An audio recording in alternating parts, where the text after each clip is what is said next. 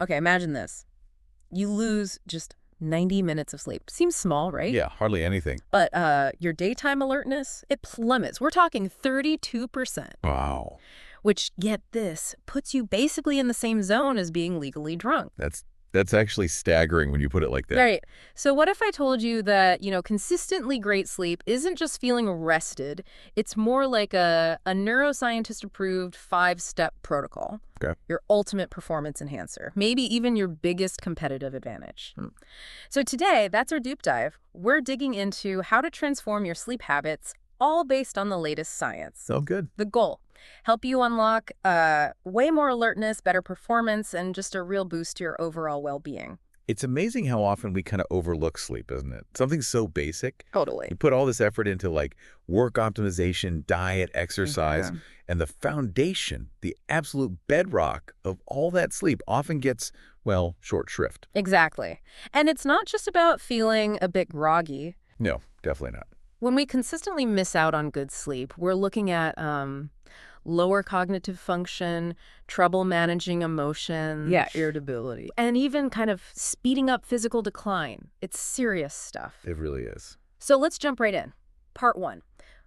Why is sleep basically your secret weapon, your key to peak performance? Well, secret weapon might sound a bit dramatic, but honestly, when you look at what's actually happening while you sleep, Right. you realize just how powerful it is. Sleep isn't just downtime. It's not passive. It's this intense period of restoration, recalibration, and that directly impacts how you function when you're awake. Massive. Okay, let's unpack that. What's the number one job our brain's doing while we're out? One of the absolute most vital functions is detoxification. Detox, like cleaning. Exactly. During sleep, your brain is actively clearing out metabolic waste products. Think of it like the junk that builds up while your brain's working hard all day. Okay. This includes clearing out proteins linked to things like Alzheimer's plaques. Yeah, so it highlights sleep's huge role in long-term brain health, helping prevent that buildup of nasty stuff linked to cognitive decline later on. Wow, so sleep is literally like a nightly power wash for the brain. That's a powerful image. It really is. Okay, what else is going on under the hood while we sleep? Memory consolidation. That's another massive one. Ah, yes.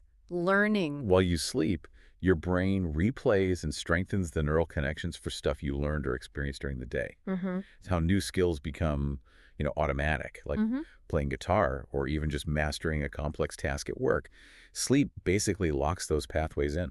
So if I'm skimping on sleep, I'm not just feeling foggy. Yeah. I'm actually actively stopping my brain from learning properly and holding on to information. You got it. That's a really important link for anyone trying to, learn and improve. Definitely. And it goes beyond just thinking and remembering. Sleep is also crucial for processing emotions. How so? It lets your brain work through emotional experiences, sort of dial down their intensity, and prevent anxiety from just building up and up. Think of it like a nightly emotional reset button. That completely makes sense. I mean, I definitely notice a difference in my patience, how I handle stress when I haven't slept well. Huge difference. Very common experience.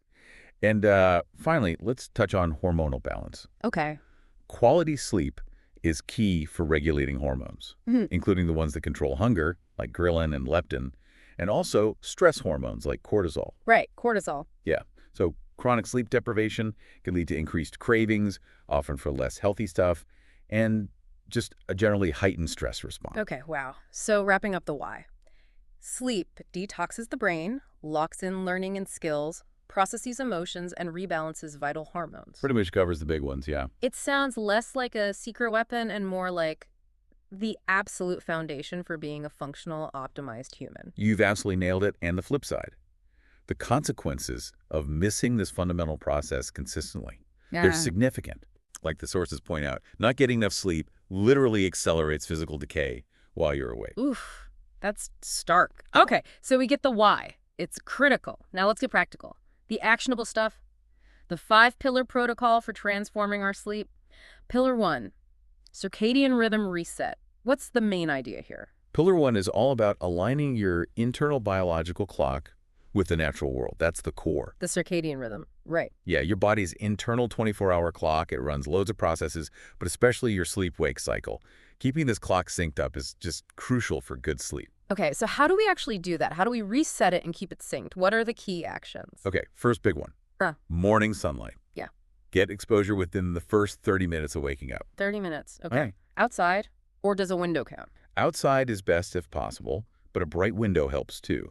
That early light hits your eyes, tells your brain, hey, it's daytime, and helps regulate cortisol release. Ah, cortisol again? For alertness? Exactly. It's like flipping the on switch for your day. Simple enough. Get some light. Soon after waking. What's next? Consistency. This one's huge. Aim to go to bed and wake up around the same time every day. Even weekends? Even weekends, yeah. Ideally within about a 30-minute window. Ooh, okay. This just reinforces your body's natural rhythm. If your schedule's all over the place, it throws that clock out of whack, making it harder to fall asleep and wake up feeling good. Yeah, that weekend sleep-in feels great at the time, but I guess it could be messing up the whole week. It's a really common trap. And the final piece for this pillar is caffeine. Ah, caffeine. Knew it was coming. Right. So caffeine has a pretty long half-life. Yeah. Takes maybe 24 hours for just half of it to clear your system for some people. 24 hours. Wow. Yeah, it lingers. So the recommendation is last caffeine intake before noon. Before noon. Okay, that's going to be a tough adjustment for a lot of folks. It can be, but the impact on sleep quality later that night can be really significant. And get this, some Harvard studies. They showed that just focusing on these circadian rhythm resets alone can lead to something like a 33% improvement in sleep quality. 43%. Just from light, timing, and caffeine cutoff. Pretty amazing, right? Huge return for relatively simple changes. Absolutely huge. Okay, pillar 1 down. Let's move to pillar 2, the pre-sleep wind down. What's this about? Pillar 2 is about consciously creating a transition period, about 90 minutes before bed, to signal to your body and mind, okay, time to prepare for sleep. 90 minutes. Okay, that feels like a decent chunk of time. What needs to happen in this wind down phase? First big thing, a digital sunset. Digital sunset. I like that. Yeah, it means putting away all screens, phones, tablets, laptops, TV, everything, at least 90 minutes before you want to be asleep. Why so strict on screens? The blue light. Exactly. That blue light they emit messes with your melatonin production. Melatonin's the key hormone that tells your body it's time to sleep. Screens basically hit the brakes on it. Right. That's a tough one for many people, me included sometimes. What are good screen alternatives for those 90 minutes? Oh, lots of options. Reading a physical book, not on a tablet. Right, the physical. Taking a warm bath, Yeah. listening to some calming music, maybe a podcast audio only, Audio only, check. or some light stretching, meditation, anything relaxing and screen-free works. The goal is just calm. Makes sense. Create that relaxing zone. What else is part of the wind down? Your environment, specifically temperature. You want to lower the thermostat in your bedroom. Aim for around 65 degrees Fahrenheit, which is about 18 Celsius. 65F 18C. Okay, pretty cool. I've heard this before. Why cool? Your core body temperature naturally needs to drop a bit to initiate sleep. Ah, A cooler room helps that process along, makes it easier to fall asleep and stay asleep. interesting. Body temp link. Okay. Anything else for the environment? Light. Dim the lights in your home after sunset, and ideally switch to warmer, maybe even red-toned bulbs. Red bulbs. Really? Why red? Red light has the least disruptive effect on that melatonin production we talked about. Oh. So compared to blue or even white light, red is much gentler on your sleep signals. You're basically mimicking a natural sunset indoors. Mimicking sunset. Got it. So pillar 2, that 90-minute buffer zone, no screens, cool room, dim, warmered lights. All right, pillar 3, sleep nutrition.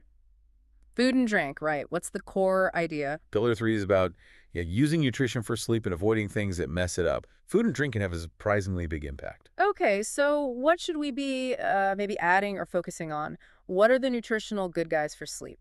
Well, magnesium is a big one. Specifically, magnesium glycinate is often recommended because it's well absorbed. Magnesium glycinate. Why? It helps relax muscles and can calm the nervous system. Then there's apigenin, Apigenin. What's that? a compound found in chamomile, chamomile tea. It's been shown to help reduce anxiety and just promote that sleepy feeling. Okay, chamomile makes sense. Anything else? Glycine, it's an amino acid. Right. Some studies suggest it can help improve sleep depth and just overall sleep quality. Magnesium, apigenin from chamomile, glycine. Interesting. Now, the flip side, what are the nutritional bad guys? What should we avoid? The usual suspects, mostly. Alcohol's a big one. But doesn't alcohol make you sleepy? It might initially, yeah. It can make you drowsy, but it actually disrupts your sleep architecture later in the night. You get less REM sleep, more awakenings, overall quality tanks. Ah, okay. Good to know. What else? Heavy meals too close to bedtime, your digestion has to work hard, can cause discomfort, heartburn, makes it tough to settle down. Right. And fluids. Yeah, drinking too much of anything right before bed, Hmm. pretty obvious consequence there. Waking up needing the bathroom. Yep. Guilty as charged sometimes. No. Okay, so prioritize those helpful nutrients, avoid alcohol, heavy meals, and too much liquid before bed. Seems vital. Let's hit pillar 4, sleep architecture. Sounds technical. What's the key takeaway? Pillar 4 is about understanding the structure of your sleep. It's not just one solid block. Your brain cycles through different stages all night. Right, the sleep cycles. Exactly. And each stage does different important work. Optimizing this architecture means getting enough of the right kinds of sleep for full restoration.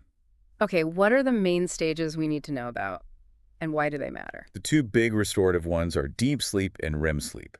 Deep and REM. Okay. Deep sleep happens mostly in the first part of the night. Think of it as physical recovery time. Body repairs tissues, restores energy. Crucial after a workout or just a long day. Physical repair. Got it. Early night. What about REM? REM, rapid eye movement, becomes more dominant later in the night towards morning. This is more about mental recovery. Ah. Memory consolidation really kicks in here. Learning locks in, emotional processing happens. It's like your brain's nightly filing and therapy session. Filing and therapy. I like that. So we need both deep sleep for the body and REM sleep for the mind to feel properly rested and sharp. Exactly. You need a good balance. And these stages, they tend to cycle in roughly 90-minute loops throughout the night. 90-minute cycles. Okay. And ideally, you want to wake up naturally between these cycles. Not like ripped out of deep sleep by an alarm clock. Precisely. Waking up mid-deep sleep is often why you feel super groggy and out of it.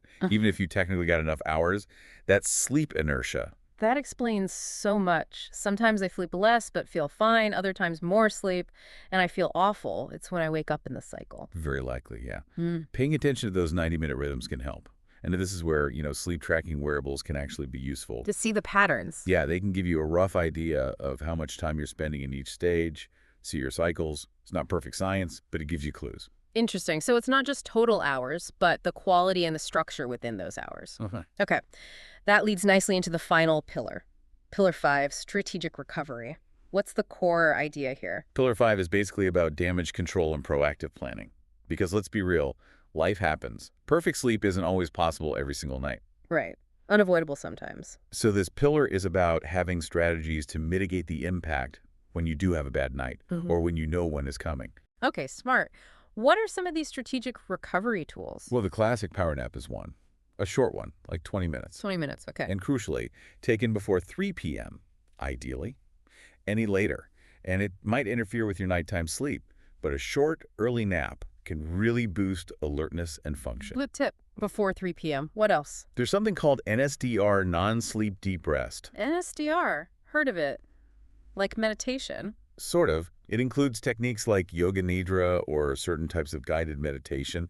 The goal is to get your body and mind into a state of deep relaxation, almost like sleep, but without actually falling asleep. It can provide some significant restorative benefits even when you can't get actual sleep. A really valuable tool for those tough days after a bad night. Interesting. NSDR. Need to look into that. Any other recovery strategies? There's sleep banking. Banking sleep, like saving it up. Kinda, yeah. It means intentionally getting extra sleep on the days before you know you're going to be sleep deprived. Like before a big trip or a major deadline. Exactly. You're building up a bit of a buffer.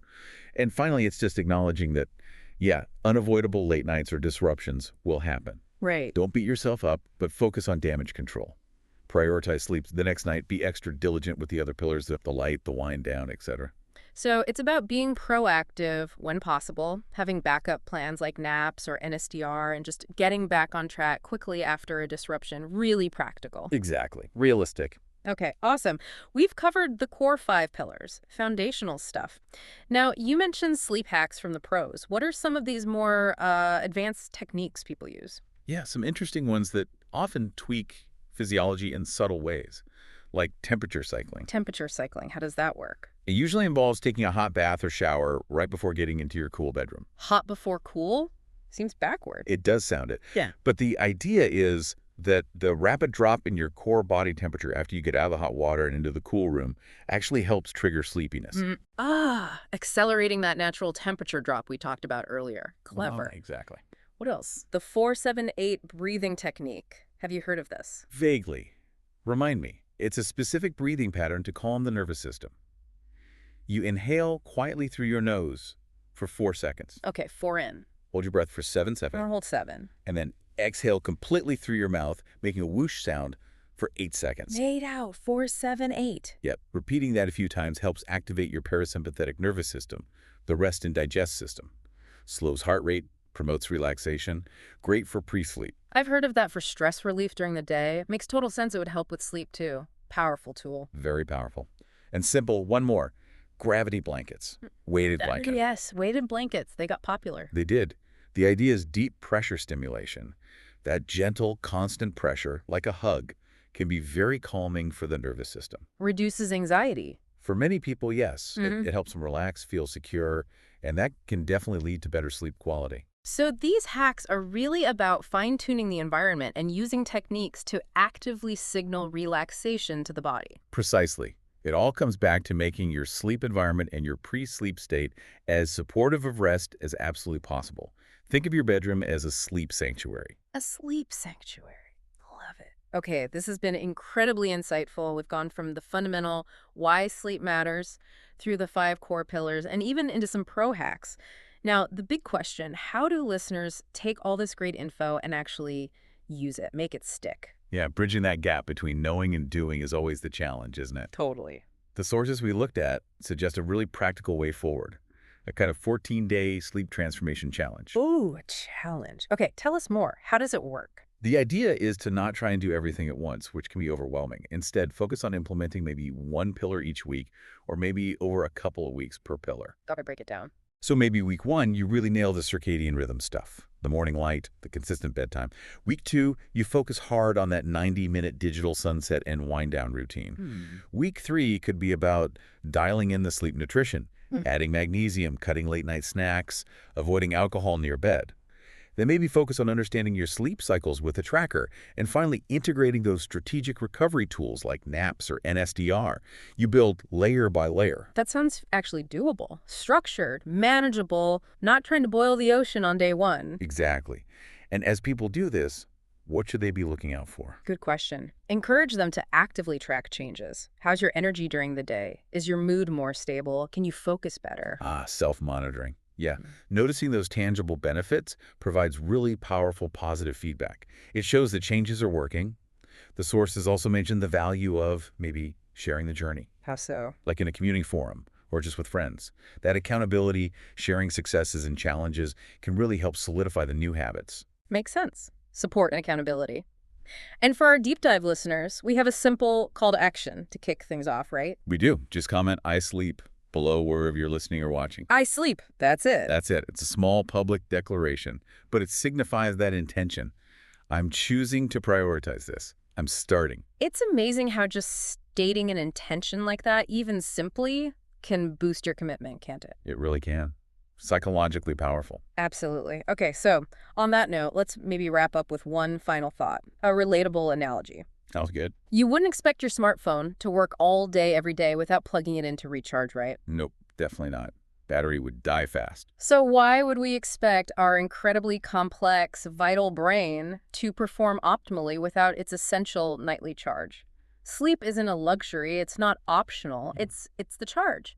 The absolute necessity for performance, health, everything. Well said.